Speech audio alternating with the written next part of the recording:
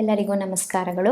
ಬೊಜ್ಜು ಅಥವಾ ತೂಕ ಹೆಚ್ಚುವಿಕೆ ಅಥವಾ ಸ್ಥೂಲಕಾಯ ಅಂತ ಏನು ಹೇಳ್ತೀವಿ, ಅದು ಇವತ್ತಿನ ಸಮಾಜದಲ್ಲಿ ಒಂದು ಶಾಪ ಆಗಿದೆ ಅಂತ ಹೇಳಿದ್ರೆ ತಪ್ಪಾಗಲಾರ್ದು.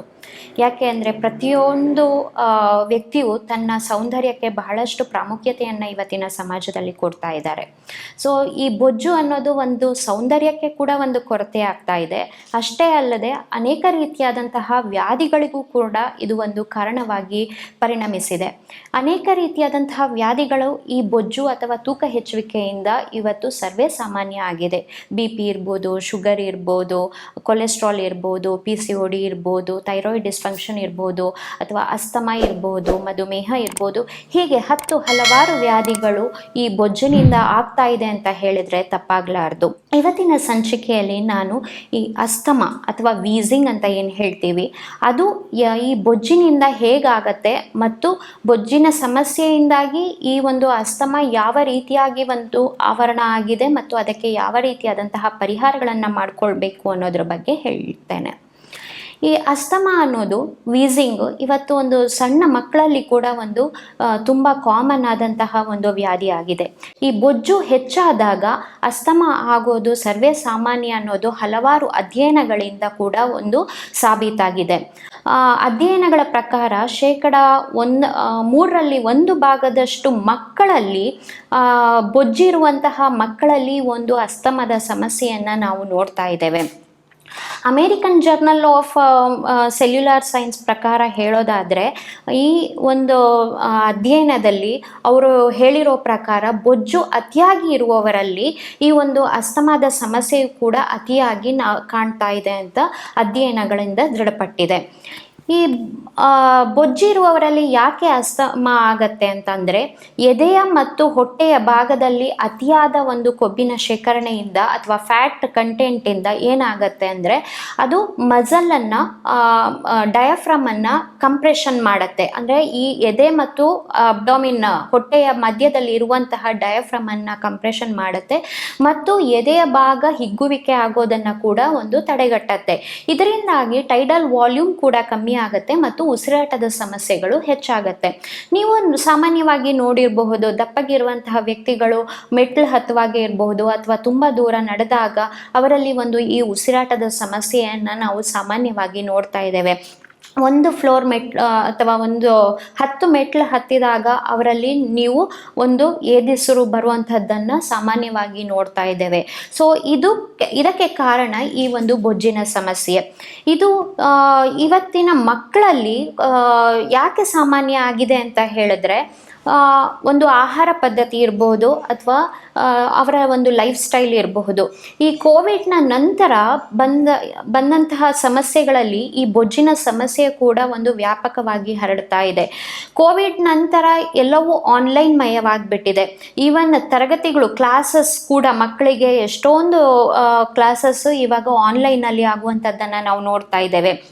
ಅಂದರೆ ಒಂದೇ ಕಡೆ ಕೂತ್ಕೊಂಡು ಯಾವುದೇ ರೀತಿಯಾದಂತಹ ಒಂದು ಓಡಾಟಗಳು ಇಲ್ಲದೆ, ಯಾವುದೇ ರೀತಿಯಾದಂತಹ ದೇಹಕ್ಕೆ ದಣಿವಿಲ್ಲದೆ, ಯಾವುದೇ ರೀತಿಯಾದಂತಹ ವ್ಯಾಯಾಮಗಳು ಇಲ್ಲದೆ ಮನುಷ್ಯನ ದೇಹ ದಿನದಿಂದ ದಿನಕ್ಕೆ ಈ ಒಂದು ಬೊಜ್ಜಿನ ಸಮಸ್ಯೆಯಿಂದ ಬಳಲುವಂತಾಗಿದೆ. ಬರೀ ಮಕ್ಕಳಲ್ಲಿ ಮಾತ್ರ ಅಲ್ಲದೆ ಈವನ್ ವಯಸ್ಕರಲ್ಲಿ ಕೂಡ ನೀವು ನೋಡಿರ್ಬೋದು. ಸ್ಪೆಷಲಿ ಸಾಫ್ಟ್ವೇರ್ ಇಂಜಿನಿಯರ್ಸ್ಗಳಿಗೆಲ್ಲ ಇವಾಗ ಆನ್ಲೈನ್ ಅಥವಾ ವರ್ಕ್ ಫ್ರಮ್ ಹೋಮ್ ಆಪ್ಷನ್ ಇರೋ ಕಾರಣ ಎಲ್ಲರೂ ಮನೆಯಲ್ಲೇ ಕೂತ್ಕೊಂಡು ಕೆಲಸ ಮಾಡುವಂಥದ್ದಾಗಿದೆ. ಸ್ವಲ್ಪ ಅಟ್ಲೀಸ್ಟ್ ಒಂದು ಆಫೀಸಿಗೆ ಹೋಗುವಂತಹ ಒಂದು ವ್ಯಾಯಾಮ ಆದರೂ ಇರ್ತಾ ಇತ್ತು, ಇವಾಗ ಅದು ಕೂಡ ಇಲ್ಲದೆ ಇರೋ ಥರ ಆಗಿಬಿಟ್ಟಿದೆ. ಇದರಿಂದ ಕೂಡ ನಾವು ಬೊಜ್ಜಿನ ಸಮಸ್ಯೆಯನ್ನು ನೋಡ್ತಾ ಇದ್ದೇವೆ. ಮತ್ತು ತೆಗೆದುಕೊಳ್ಳುವಂಥ ಆಹಾರದಲ್ಲಿ ಜಂಕ್ ಫುಡ್ಡು, ಆಯಿಲಿ ಫುಡ್ಡು, ಮಕ್ಕಳಲ್ಲಿ ice creams, chocolates, even sugar free ice cream ಅಂತ ಹೇಳ್ತೀವಿ. ಶುಗರ್ ಫ್ರೀ ಐಸ್ ಕ್ರೀಮಲ್ಲಿ ಕೂಡ 6% ಅಷ್ಟು ಲ್ಯಾಕ್ಟೋಸ್ ಕಂಟೆಂಟ್ ಇರುತ್ತೆ. ಇದು ಕೂಡ ಹೈ ಕ್ಯಾಲೋರೀಸ್ ಇರೋದ್ರಿಂದ ಇದು ಬೊಜ್ಜನ್ನು ಹೆಚ್ಚು ಮಾಡೋದಕ್ಕೆ ಕೂಡ ಕಾರಣ ಆಗುತ್ತೆ. ಸೊ ನಾವು ಶುಗರ್ ಫ್ರೀ ಐಸ್ ಕ್ರೀಮ್ ತಿಂತಾ ಇದ್ದೀವಿ ಅಂತ ಯಾರಾದರೂ ಹೇಳಿದ್ರೆ, ಅದರಿಂದ ಬೊಜ್ಜಾಗಲ್ಲ ಅಂತ ಹೇಳಿದ್ರೆ ಅಥವಾ ಅದರಿಂದ ತೂಕ ಹೆಚ್ಚಾಗೋದಿಲ್ಲ ಅಂತ ಹೇಳಿದ್ರೆ ಅದು ತಪ್ಪು. ಯಾಕೆಂದರೆ 6% ಲ್ಯಾಕ್ಟೋಸು ಹೈ ಕ್ಯಾಲೋರೀಸ್ ಇರುವಂತಹದ್ರಿಂದ ಇದರಿಂದ ಕೂಡ ಬೊಜ್ಜಿನ ಅಥವಾ ದೇಹದ ತೂಕ ಹೆಚ್ಚಾಗಬಹುದು.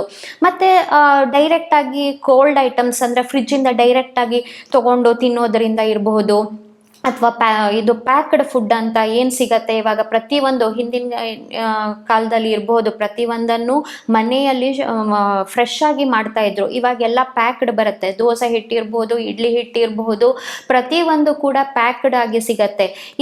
ಈ ಒಂದು ಪ್ಯಾಕ್ಡ್ ಫುಡ್ಡನ್ನು ಯೂಸ್ ಮಾಡೋದ್ರಿಂದ ಕೂಡ ದೇಹದಲ್ಲಿ ಅನೇಕ ರೀತಿಯಾದಂತಹ ಒಂದು ಬದಲಾವಣೆಗಳಾಗತ್ತೆ. ಅದರಲ್ಲಿ ಬೊಜ್ಜು ಕೂಡ ಒಂದು. ಸೊ ಈ ಅಸ್ತಮ ಇರುವಂತಹವರು, ಈ ಬೊಜ್ಜಿನಿಂದಾಗಿ ಅಸ್ತಮ ಇರುವಂಥವರು ಸ್ವಲ್ಪ ಮಟ್ಟಿಗೆ ವ್ಯಾಯಾಮವನ್ನು ನಿತ್ಯ ಮಾಡೋದು ಒಳ್ಳೆಯದು.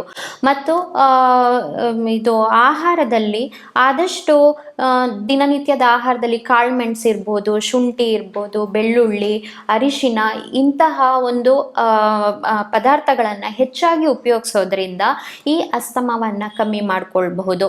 ಮತ್ತು ಸಿಂಪಲ್ ಆಗಿರೋಂತಹ ಎಳ್ಳೆಣ್ಣೆಯನ್ನು ಜಸ್ಟ್ ಒಂದು ಎದೆಯ ಭಾಗ ಮತ್ತು ಬೆನ್ನಿನ ಭಾಗಕ್ಕೆ ಡೈಲಿ ಹಚ್ಕೊಂಡು ಒಂದು 5 ನಿಮಿಷ ಮಸಾಜ್ ಮಾಡಿಕೊಂಡು ಒಳ್ಳೆ ಬಿಸಿ ಬಿಸಿ ನೀರಲ್ಲಿ ಸ್ನಾನ ಮಾಡೋದ್ರಿಂದ ಕೂಡ ಈ ಒಂದು ಸಮಸ್ಯೆಗೆ ಪರಿಹಾರವನ್ನು ಮಾಡಿಕೊಳ್ಬಹುದು. ಮತ್ತು ಯೋಗಾಸನದಲ್ಲಿ ತಾಡಾಸನ ಇರ್ಬೋದು, ಅಥವಾ ಭುಜಂಗಾಸನ, ಅರ್ಧ ಮತ್ಸ್ಯೇಂದ್ರಾಸನ, ಸುಖಾಸನ ಮತ್ತು ಪ್ರಾಣಾಯಾಮ ಈ ಅಸ್ತಮಕ್ಕೆ ಬಹಳಷ್ಟು ಸಹಾಯಕಾರಿಯಾಗಿರುತ್ತೆ. ಸ್ಪೆಷಲಿ ಉಜ್ಜಯಿ ಪ್ರಾಣಾಯಾಮ, ಅನುಲೋಮ ವಿಲೋಮ ಈ ಪ್ರಾಣಾಯಾಮಗಳನ್ನು ದಿನನಿತ್ಯ ಮಾಡೋದರಿಂದ ನಾವು ಖಂಡಿತವಾಗಿಯೂ ಈ ಅಸ್ತಮ ಸಮಸ್ಯೆಗಳನ್ನು ಬಗೆಹರಿಸ್ಬೋದು. ಮತ್ತು ಸೂರ್ಯ ನಮಸ್ಕಾರವನ್ನು ಡೈಲಿ ಮಾಡೋದ್ರಿಂದ ಕೂಡ ಈ ಒಂದು ಬೊಜ್ಜಿನಿಂದ ಇರುವಂತಹ ಅಸ್ತಮ ಸಮಸ್ಯೆಗೆ ಬಹಳಷ್ಟು ಸಹಾಯಕಾರಿಯಾಗಿರುತ್ತೆ. ಮತ್ತು ಹೊರಗಡೆ ವಾತಾವರಣದಲ್ಲಿ ಹೋಗುವಾಗ ಕೂಡ ತುಂಬ ಹುಷಾರಾಗಿರಬೇಕಾಗತ್ತೆ. ತುಂಬ ಕೋಲ್ಡ್ ಸೀಸನ್ ಅಂತ ಏನು ಹೇಳ್ತೀವಿ, ಅಥವಾ ಚಳಿಗಾಲದಲ್ಲಿ ಹೊರಗಡೆ ಹೋಗುವಾಗ ಆದಷ್ಟು ಬೆಚ್ಚಗೆ ಇಟ್ಕೊಳ್ಳೋದು ದೇಹವನ್ನು ಮಾಡಬೇಕು. ಮತ್ತು ಗಾಳಿಗೆ ತುಂಬ ಓಡಾಡೋದನ್ನು ಅವಾಯ್ಡ್ ಮಾಡಬೇಕು. ಶೀತ ಪದಾರ್ಥಗಳನ್ನು ಅತಿಯಾಗಿ ತಿನ್ನೋದನ್ನು ಅವಾಯ್ಡ್ ಮಾಡಬೇಕು. ಮತ್ತು ಫ್ರಿಜ್ಜಿಂದ ಡೈರೆಕ್ಟಾಗಿ ಮೊಸರು ಅಥವಾ ಮಜ್ಜಿಗೆ ಇಂತಹ ವಸ್ತುಗಳನ್ನು ತಗೊಂಡು ಡೈರೆಕ್ಟಾಗಿ ತಗೊಳ್ಳೋದನ್ನು ಕೂಡ ಅವಾಯ್ಡ್ ಮಾಡಿದರೆ ತುಂಬ ಪರಿಣಾಮಕಾರಿಯಾಗತ್ತೆ. ಮತ್ತು ಹೈ ಫ್ಯಾಟ್ ಕಂಟೆಂಟ್ ಇರುವಂತಹದ್ದನ್ನು, ಡೈರಿ ಪ್ರಾಡಕ್ಟ್ಸ್ ಇರಬಹುದು, ಪನ್ನೀರ್ ಇರ್ಬೋದು, ಚೀಸ್ ಇರಬಹುದು, ಅಥವಾ ಗಟ್ಟಿ ಮೊಸರು ಇಂಥದ್ದನ್ನು ಆದಷ್ಟು ಮಟ್ಟಿಗೆ ಕಮ್ಮಿ ಮಾಡಿಕೊಳ್ಳೋದು ಕೂಡ ಒಳ್ಳೆಯದು. ಸೊಪ್ಪು, ತರಕಾರಿ, ಹಣ್ಣುಗಳನ್ನು ಒಳ್ಳೆಯ ರೀತಿಯಲ್ಲಿ ಸಸ್ಯಾಹಾರ ಸೇವನೆಯನ್ನು ಹಿತಮಿತವಾಗಿ ಸರಿಯಾದ ಸಮಯಕ್ಕೆ ಮಾಡಿದರೆ ಖಂಡಿತವಾಗ್ಲೂ ನಾವು ಈ ಬೊಜ್ಜಿನ ಸಮಸ್ಯೆಯಿಂದ ಹೊರಗಡೆ ಬರ್ಬೋದು. ಮತ್ತು ಇದರಿಂದ ಆಗುವಂತಹ ಅಡ್ಡ ಪರಿಣಾಮಗಳು ಮತ್ತು ಈ ರೀತಿಯಾದಂತಹ ವ್ಯಾಧಿಗಳನ್ನು ಕೂಡ ನಾವು ಕಮ್ಮಿ ಮಾಡ್ಬೋದು ಅಂತ ಹೇಳ್ತೀನಿ. ಸೊ ಮುಂದಿನ ಸಂಚಿಕೆಯಲ್ಲಿ ಮತ್ತೊಂದು ವಿಷಯದ ಬಗ್ಗೆ ನಾನು ನಿಮಗೆ ತಿಳಿಸ್ಕೊಡ್ತೇನೆ. ನಮಸ್ತೆ.